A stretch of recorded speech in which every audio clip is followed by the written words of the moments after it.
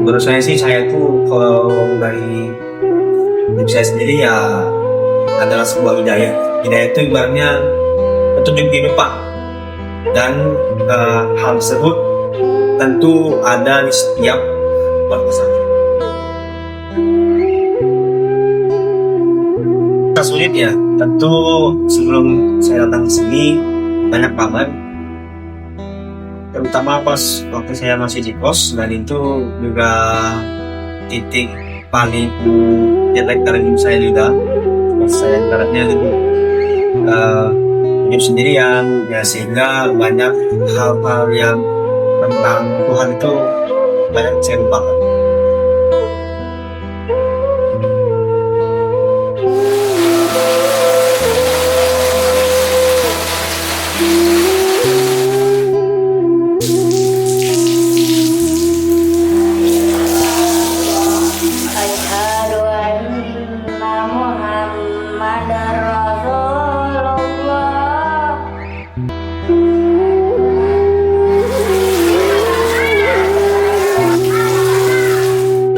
Saya pas pertama kali masuk pesantren itu pasti sedih, karena ibaratnya kita harus jauh dari orang tua dan pasti ini kelabakan, karena yang ibaratnya sebelum kita pesantren kita ibaratnya diurusin sama orang tua, terus ya pokoknya segala macam disiapkan sama orang tua.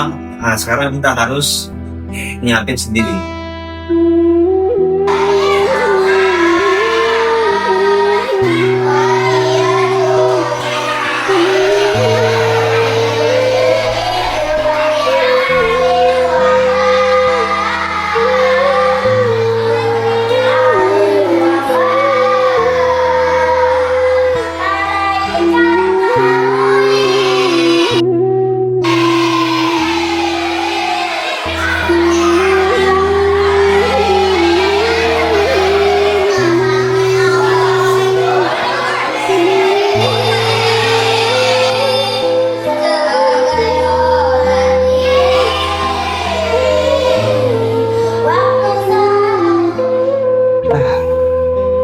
Saya bisa ketemu di pesantren Jakarta sini ya, termasuk ini saya awalnya pengen mencari tempat ngaji yang bisa untuk menggali agama, untuk bisa mempelajari agama dengan lebih baik, sehingga lebih terarah di dalam kehidupan ini.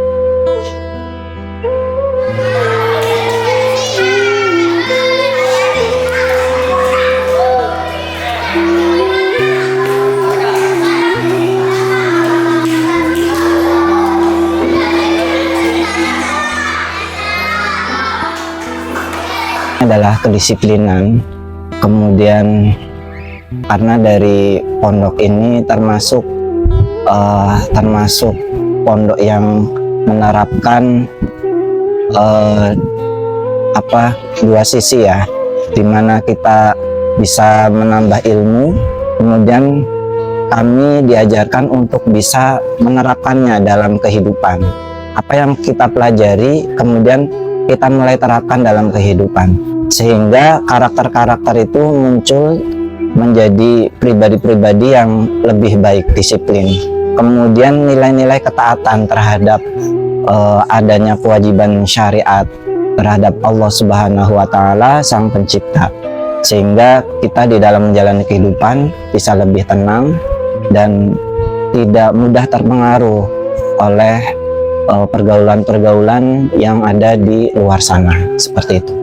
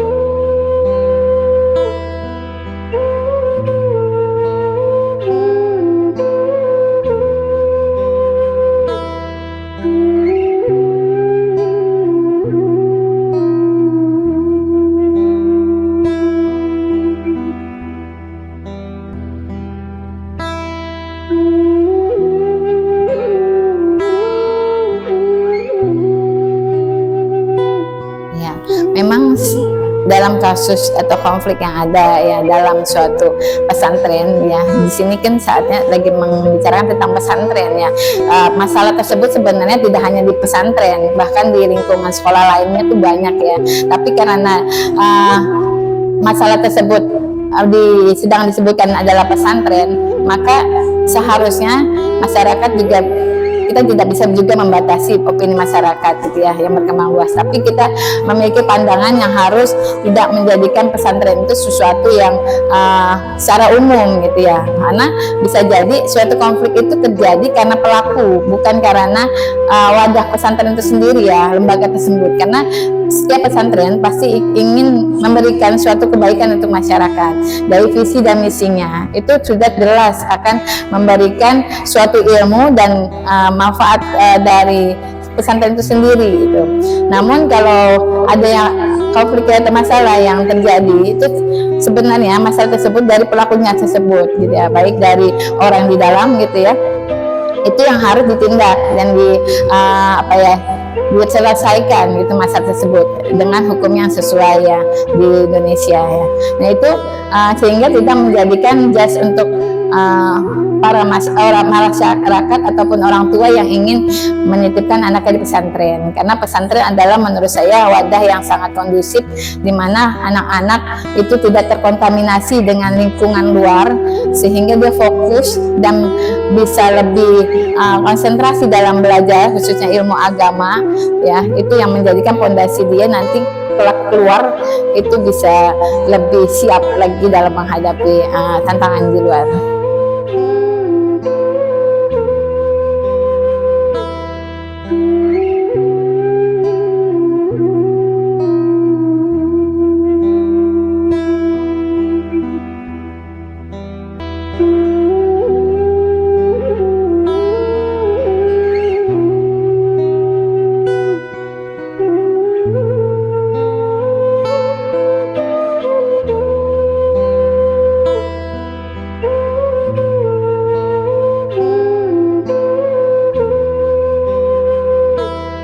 Kalau saya masuk mungkin saya masih belum terima kenapa saya masuk ke pondok. Lama-lama sekitar udah masuk kelas 3 MTN dan masuk 1 hari ya, itu cara berpikir saya udah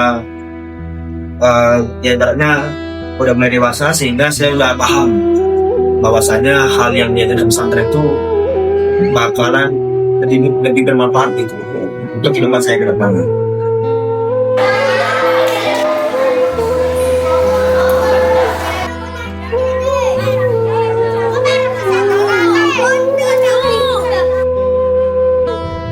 Prinsip utamanya adalah tentu berpegang teguh kepada firman Allah, wa ma khalaqtul jinna wal insa illa liya'budun.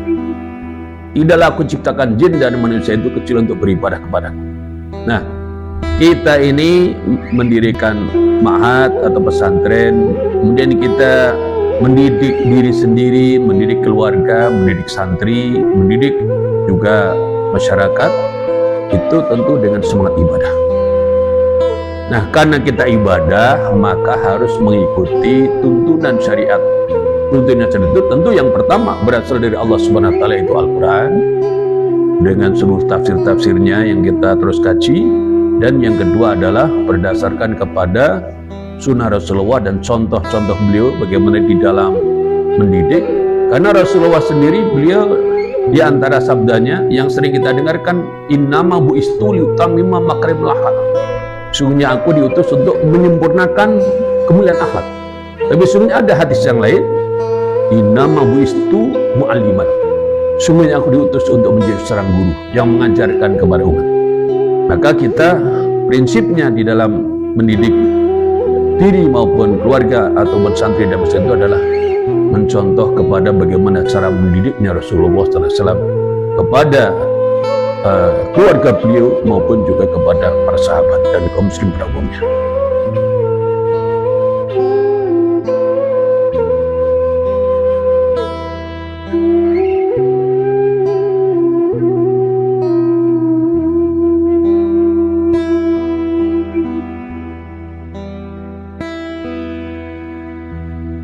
Kita ini mendengar ada berita-berita yang tidak baik.